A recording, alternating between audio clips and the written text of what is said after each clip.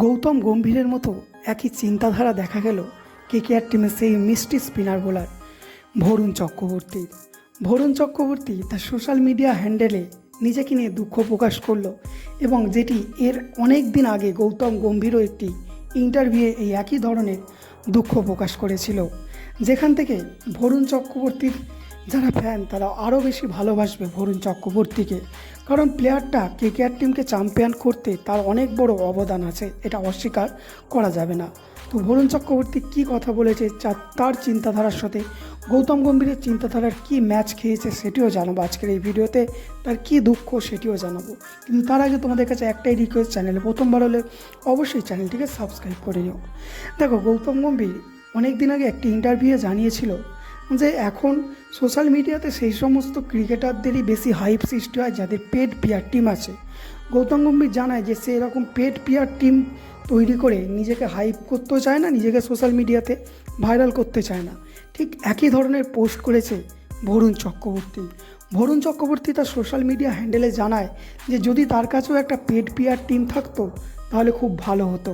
হ্যাঁ, বরুণ চক্রবর্তী যথেষ্ট talented player, Kuldeep চাহালের মতো ট্যালেন্টেড প্লেয়ার, কারণ তারাও যেমন আইপিএলে ভালো পারফরমেন্স করে, বরুণ চক্রবর্তীও ভালো পারফরমেন্স করে। কিন্তু তার দুঃখটা এখানেই, সে এখনও কারণ বিসিসিআই কি তার দিকে দেখতে পাচ্ছে না, নাকি অন্ধের মতো ব্যবহার করতে চাইছে বরুণ চক্রবর্তীর সাথে, যেখানেই দুঃখটা প্রকাশ করেছে বরুণ চক্রবর্তী। কারণ তোমরা জানো এই যে পেড প্লেয়ার টিম, এরা মূলত টাকা নেয়, টাকা নিয়ে বিভিন্ন স্পোর্টসম্যানশিপ বা বিভিন্ন মুভি স্টার বা বিভিন্ন সেলিব্রিটিদের রিলস ভাইরাল করে। তো সেরকম বরুণ চক্রবর্তীর কাছে কিছু নেই। অবশ্যই সেও রাখলে চাইতে পারতো, কিন্তু সে রাখতে চায় না, কারণ টাকার অভাব তার কাছে নেই। কিন্তু বরুণ চক্রবর্তী জানে যে ট্যালেন্টকে সম্মান দেওয়া হোক, কিন্তু বিসিসিআই এখন এতটাই অন্ধ হয়ে পড়েছে যেখানে ট্যালেন্টেড প্লেয়ারকে দেখতে পারছে না। করুণ নায়ারের মতো প্লেয়ারকে তোমরা দেখতে পেয়েছো টেস্টে অত ভালো পারফরমেন্স করার ছেড়ে আমেরিকায় চলে যাচ্ছে বিভিন্ন বড় বড় প্লেয়ার, সেখানে বরুণ চক্রবর্তীর মতো এত ভালো একটা মিষ্টি স্পিনার বোলারকে কি একটি যে কোনো সিরিজে সুযোগ দেওয়া যায় না? অবশ্যই, যেখানে তোমরা দেখতেই পেয়েছো জিম্বাবুয়ে সফরে হার্ষিত রানে, রিঙ্কু সিংয়ের মতো প্লেয়ারকে সুযোগ দেওয়া হয়েছে, নীতিশ রানেকেও সুযোগ দেওয়া হয়েছিল, কিন্তু সে ভালো পারফরমেন্স দেখাতে পারেনি, তাই তাকে এখন আপাতত সুযোগ দেওয়া হচ্ছে না।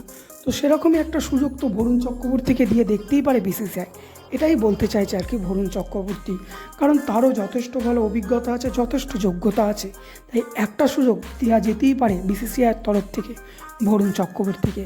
তো তোমাদের মতে বরুণ চক্রবর্তী কি জাতীয় স্তরে খেলার মতো প্লেয়ার হয়েছে নাকি হয়নি, এবং বিসিসিআইয়ের কি তাকে সুযোগ দেওয়া উচিত নাকি উচিত না? অবশ্যই কমেন্টে জানাতে ভুল